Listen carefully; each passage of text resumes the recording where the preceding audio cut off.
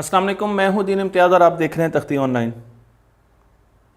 दुनिया में कौमें अपने मुल्कों में बड़ी बड़ी बिल्डिंग्स बनाती हैं, ऊंची लंबी बिल्डिंग्स बनाती हैं और उसकी वजह अपनी ताकत को ज़ाहिर करना है और आने वाले लोगों को अपने मुतालिक बताना है। आज आप देख सकते हैं कि दुनिया में किस तरीके से ऊंची और अच्छी खूबसूरत क्रिएटिव बिल्डिंग्स बनाने की एक जंग शुरू है। लेकिन ये जंग आज से शुरू नहीं है। ये जंग अगर हम वक्त में पीछे जाएं तो आज से 5000 साल पहले से शुरू है और उस वक्त बनाए गए दुनिया के सबसे बड़े अहराम, जिन्हें अहराम मिस्र कहा जाता है। अहराम मिस्र के बारे में हैरतनाक बात यह है कि 3500 साल तक ये दुनिया की सबसे बुलंद तरीन इमारत रहे हैं, 3500 साल तक। और 14वीं सदी में इनसे ज़्यादा बुलंद इमारतें इंसानों ने बनाई हैं, स्ट्रक्चर्स इंसानों ने बनाए हैं। 475 फीट ऊंचाई है इनकी और इनमें 20 लाख यानी 2 मिलियन बड़े बड़े पत्थर लगे हैं। एक पत्थर का वज़न 2.5 से लेकर 1.5 टन तक हो सकता है। अहराम मिस्र एक शाहकार है, एक मास्टरपीस है जिसे आज तक हम समझ नहीं सके। इंसान बहुत ज़्यादा रिसर्च कर रहा है, कोशिश कर रहा है, उसके स्ट्रक्चर को देख रहा है, उसके अंदर छुपे हुए मैथमेटिक्स को देख रहा है, एस्ट्रोनॉमी को देख रहा है, लेकिन अभी भी हमें समझने के लिए बहुत ज़्यादा मज़ीद तहकीक की ज़रूरत है। हम देख सकते हैं कि हमें स्ट्रक्चर्स नज़र आते हैं, हमें साइड्स बराबर नज़र आती हैं, हमें एंगल्स नज़र आते हैं, हमें ट्रिग्नोमेट्रिक रेशोज़ नज़र आती हैं, हमें पाई नज़र आती है, लेकिन हम अभी भी बहुत कम जानते हैं।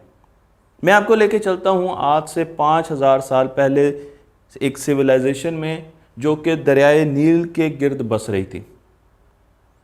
दरियाए नील के पानी से ये लोग खेती बाड़ी करते थे। दरियाए नील का पानी जब अपने किनारों से बाहर निकलता था, फ्लडिंग होती थी, तो इनके घर मादूम हो जाते थे। इस सिविलाइजेशन को परेशानी का सामना होता था। और जब दरियाए नील का पानी कम हो जाता था तो यहाँ पर कहत और ग़ज़ाई अजनास की कमी वाक़या हो जाती थी। लेकिन इस सिविलाइजेशन को एक और भी शौक़ था। ये सिविलाइजेशन अपने मुर्दा लोगों को प्रिजर्व करती थी, उनको मम्मी की शक्ल दे देती थी, मम्मीफिकेशन करती थी, और इनका यह ख्याल था कि उनकी रूहें बाहर जाएंगी और कुछ अरसे के बाद दोबारा उनके जिस्म में वापस आएंगी। तो जब भी कोई इंसान मरता था तो सबसे पहले उसको नहलाया जाता था, साफ़ किया जाता था, और उसके बाद उसके जिस्म को खुश्क करके उसके तमाम जिस्म के बॉडी ऑर्गन्स उनको बाहर निकाला जाता था, सवाए दिल के। सिर्फ दिल हमारे जिस्म में रहता था, बाकी तमाम ऑर्गन्स निकाल दिए जाते थे। और उसके बाद उसको प्रिजर्व करने के लिए मुख्तलिफ़ किस्म के सॉल्ट्स, नमकियात लगाई जाती थी। नमकियात लगाने के बाद उसे रैप किया जाता था, और रैप करने के बाद, सील करने के बाद उसे एक ताबूत में रखकर एक मकबरे में रख दिया जाता था। तो ये मम्मीफिकेशन का स्टैंडर्ड प्रोसीजर था। मकबरे बनाने का इनको बहुत ज़्यादा शौक़ था और हर आने वाला बादशाह फ़िरौन चाहता था कि वो पुराने बादशाह से बड़ा मकबरा बनाए, और इस रेस में इन्होंने अहराम मिस्र बनाए। लेकिन शुरू में तो इन्होंने रेक्टेंगुलर मकबरे बनाए, अहराम की शक्ल के मकबरे नहीं बनाए। इनके मकबरे मैं आपको तस्वीर में दिखा रहा हूँ, रेक्टेंगुलर किस्म के थे। लेकिन फिर एक बादशाह आया, फ़ेरू आया, जिसे कहा जाता है जोज़े, और जोज़े ने सोचा कि वो ऐसा मकबरा बनाएगा अपना जो दुनिया ने पहले नहीं देखा होगा। और उसने अपने आर्किटेक्ट, डिज़ाइन इंजीनियर, जिसका नाम इम्होटेप है, इम्होटेप तारीख़ का एक बहुत बड़ा करैक्टर है, उसे कहा कि मुझे एक ऐसी इमारत चाहिए जिसे दुनिया दूर दूर से देखने आए। इम्होटेप ने एक डिज़ाइन बनाया और ये डिज़ाइन था पिरामिड का। ये पिरामिड 6 फोल्ड था, आपको तस्वीर में भी नज़र आएगा। इसमें आपको 6 लेयर्स नज़र आ रही हैं। और इसमें इम्होटेप ने जो टेक्नोलॉजी इस्तेमाल की वो लाइम की, चूने की बड़ी बड़ी ईंटें जो टनों के हिसाब से वजनी होती हैं, उनको इस्तेमाल किया गया। हमने गारे की ईंटें अभी तक इस्तेमाल की थी, लेकिन इस इंजीनियर ने आकर लाइम की ईंटों का इस्तेमाल किया, जिसकी वजह से इस पूरे स्ट्रक्चर को ज़्यादा मजबूती मिली। पिरामिड एक स्टेबल स्ट्रक्चर है, उसका सेंटर ऑफ ग्रेविटी बहुत नीचे होता है, बेस बहुत बड़ी होती है, ऊपर इमारत छोटी होती है, इसलिए आप उसको एक्सपैंड कर सकते हैं।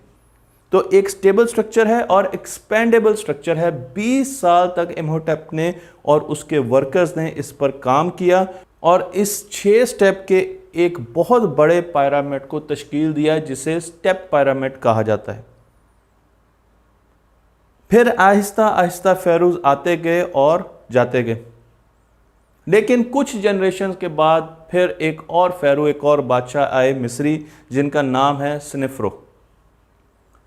इन्होंने सोचा कि ये भी अपनी मौत के बाद एक बड़े मकबरे में दफन होना चाहेंगे। सो इन्होंने अपने इंजीनियर्स को कहा कि मुझे एक बहुत बड़ा मकबरा चाहिए जो कि पहले बनने वाले मकबरों से, पिरामिड से बड़ा। तो इनकी टीम ने मकबरा बनाना शुरू कर दिया, बिल्कुल वैसे ही स्टेप मकबरा बनाया। लेकिन जब वो मकबरा बन रहा था तो इन्होंने कहा, बादशाह ने कहा कि स्टेप्स को भर दिया जाए बाहर एक आउटर कोटिंग से, और ये कोटिंग की गई लाइम की, चूने की। लेकिन इस कोटिंग के दौरान ही जब ये कोटिंग हो रही थी तो ये कोटिंग कोलैप्स हुई और साइडों से बिखरना शुरू हो गई, क्रैक हो गई, नीचे गिर गई। आज भी ये अधूरा पिरामिड हमें मिस्र में नज़र आता है। लेकिन ये दिल बर्दाश्ता नहीं हुए, इन्होंने कहा दूसरी अटैम्प्ट करते हैं, मैंने मरना तो है ही और मकबरा भी होना चाहिए। तो इन्होंने एक और मकबरे के लिए अपने इंजीनियर्स को इकट्ठा किया और उन्होंने मकबरा बनाना शुरू किया जो कि बहुत बड़ा होना चाहिए। अब अगर वो मकबरा बहुत बड़ा होगा तो उसका एंगल जो ज़मीन से उठाना है वो भी बहुत ज़्यादा होना चाहिए। तो 54 डिग्री का एंगल इन्होंने ज़मीन से उठाया। 54 डिग्री एक स्टीप एंगल है, इसका मतलब यह है कि वो मकबरा बहुत ऊंचा होगा। लेकिन जब वो बीच में पहुंचे तो उन्हें एहसास हुआ कि इस मकबरे की, इस पिरामिड की ऊंचाई बहुत ज़्यादा है और वो इस मकबरे को कंप्लीट नहीं कर सकेंगे। तो उन्होंने जो 54 डिग्री का एंगल शुरू किया था उसे कम करके 43 डिग्री के एंगल पर बेंट दे दिया है। तो आपको वो बीच में नज़र आ रहा है कि किस तरीके से बीच में बेंट हुआ है और ये मकबरा पूरा हुआ। लेकिन स्नेफ्रो को ये मकबरा भी ज़्यादा पसंद नहीं आया, इसे बेंट पिरामिड कहा जाता है। सो उसने एक तीसरा मकबरा बनाने के लिए कोशिशें शुरू कर दी। अब उन्होंने ज़मीन से शुरू से ही 43 डिग्री का एंगल उठाया, 54 डिग्री का एंगल नहीं उठाया। उनको पता चल चुका था, एक्सपीरियंस हो चुका था कि 54 डिग्री के एंगल पर हम ये काम नहीं कर सकेंगे। तो जब 43 डिग्री का एंगल उठाया तो ये पिरामिड कंप्लीट हुआ, जिसे रेड पिरामिड कहा जाता है। आप देख सकते हैं। इस कामयाबी के बाद स्नेफ्रो के बेटे कुफू, उसका हौसला बहुत बढ़ा और कुफू ने सोचा कि वो अपने बाप से भी बड़ा मकबरा बनाएगा। और कुफू ही वो बादशाह है, वो फेरो है जिसने पिरामिड ऑफ गिज़ा, जो कि आज दुनिया के 8 अजूबों में से एक अजूबा है, उसको तश्कील दी, उसको बनाया। तो मैं आपको इस पिरामिड के बारे में बताता चाहूँ कि ये 12 एकड़ ज़मीन पर मुश्तमिल है और इसकी बनाने में दसियों हज़ारों लोगों ने काम किया, हिस्सा लिया। हम बहुत अरसे तक ये समझते रहे कि ये सारे के सारे ग़ुलाम थे, मिस्री ग़ुलाम थे। लेकिन आज की जदीद रिसर्च ने हमें बताया, क्योंकि हमें रिसेंटली फॉसिल्स मिले हैं, इसी मकबरे के नीचे से फॉसिल्स मिले हैं वर्कर्स के, और उन फॉसिल्स के साथ वहाँ पर बहुत से मॉन्यूमेंट्स रखे गए थे। उन फॉसिल्स के साथ तोहफे तहाइफ रखे गए थे, जिससे हमें अंदाज़ा होता है कि ये ग़ुलाम नहीं थे। और उसके साथ साथ वहाँ पर मैन्यूस्क्रिप्ट्स भी थे, तहरीरें थीं ऐसी जिसमें बताया गया था कि ये बहुत ज़्यादा स्किलफुल लोग थे जो दुनिया से बुलाए गए थे और इन्होंने इस मकबरे को बनाते हुए अपनी जान दी। तो उससे हमें अंदाज़ा हुआ कि एक तो ये मकबरा सिर्फ हथौड़ी और छेनी, चीज़ल और हैमर से बना है, उसके अलावा बहुत एडवांस किस्म के टूल इसमें इस्तेमाल नहीं किए गए। लेकिन इसको गुलामों ने नहीं बनाया, बल्कि इसको स्किल लेबर ने बनाया। अब एक और सवाल साइंसदानों को बहुत तंग कर रहा था कि इतने बड़े बड़े 2.5 टन के पत्थर आखिर ऊपर तक गए कैसे, इतनी बुलंदी तक 400-475 फीट तक कैसे गए। और उसके लिए हमारा ये ख्याल है कि बहुत बड़ी रैंप्स बनाए गए, स्लोप बनाई गई, जिस तरह अस्पतालों में स्लोप बनाई जाती है मरीजों के लिए, इस तरीके से रैंप बनाए गए जिसके ऊपर से इन पत्थरों को खींचकर रोप के ज़रिए और स्लाइडर्स के ज़रिए ऊपर लेकर जाया गया। यहाँ पर यह भी बता दूं कि हमें यह भी शवाहिद मिले कि ये पत्थर दूर दूर से आए। तो दरियाए नील में कश्तियों के ज़रिए लाइम के ये पत्थर दूर दूर से आए और उसके बाद आगे स्लोप थी। अब स्लोप या रैंप, उसका एंगल भी बहुत अहम है। अगर आप रैंप को बहुत करीब से उठाएंगे एहराम मिस्र के तो उसका एंगल बहुत ज़्यादा होगा, एंगल ज़्यादा होगा और फोर्स भी ज़्यादा लगानी पड़ेगी, बहुत ज़्यादा हिम्मत करनी पड़ेगी उसको ऊपर तक लेके जाने के लिए। लेकिन अगर लोगों के लिए अपने काम आसान करना है, इन पत्थरों को स्लाइड करके लेकर जाना है, तो आपको रैंप बहुत दूर से लानी पड़ेगी। और जब आप रैंप दूर से शुरू करेंगे तो ये कई मीलों का सफ़र है जो कि उनको इख्तियार करना पड़ेगा। तो अभी तक हम कंफ्यूज हैं, हमें अंदाज़ा नहीं है कि ये पत्थर ऊपर तक कैसे गए। आप कह सकते हैं कि ये पत्थर हो सकता है कोई खलाई मखलूक हो जो कि ऊपर लेके गई हो या जिन लेके गए हैं, लेकिन हमें जितने भी साइंटिफिक एविडेंस मिले हैं वो सारे के सारे ये बताते हैं कि ये मिस्रियों का अपना काम है और किसी और से इसको लिंक करना मिस्रियों के साथ ज़्यादती होगी। इस मकबरे के अंदर अगर हमें देखें तो हमें अंदर बहुत से स्ट्रक्चर्स नज़र आते हैं जिसमें दो छोटे छोटे मकबरे हैं। एक तो आपको जो बादशाह है कुफू उसका है और एक उसकी क्वीन का है। तो आप देख सकते हैं कि बीच में हमारे पास बहुत से एयर के वेंटिलेशन के पैसेजेस भी हैं। लेकिन इन मकबरों को हम अभी भी बहुत ज़्यादा एक्सप्लोर कर रहे हैं और कुछ अरसे पहले साइंसदानों का ख्याल, उनकी रिसर्च ने बताया कि शायद और चैम्बर भी यहाँ पर हो सकते हैं, लेकिन वो भी हमें मिले नहीं हैं। साथ साथ हमें दो एयर शाफ्ट नज़र आती हैं जो कि तस्वीर में मैं आपको दिखा रहा हूँ। एक का एंगल 31 डिग्री का है, दूसरा 45 डिग्री का है। बहुत अरसे तक हम ये समझते रहे कि ये एयर शाफ्ट हवा के लिए है कि हवा इस पिरामिड में अंदर आती रहे, वेंटिलेशन के लिए। लेकिन अब हमें अंदाज़ा हुआ, जब हमने मॉडर्न एस्ट्रोनॉमी को पढ़ा तो हमें पता चला कि ये दोनों चैम्बर्स या शाफ्ट्स पॉइंट कर रही हैं दो अलग अलग स्टार कंस्टलेशन की तरफ।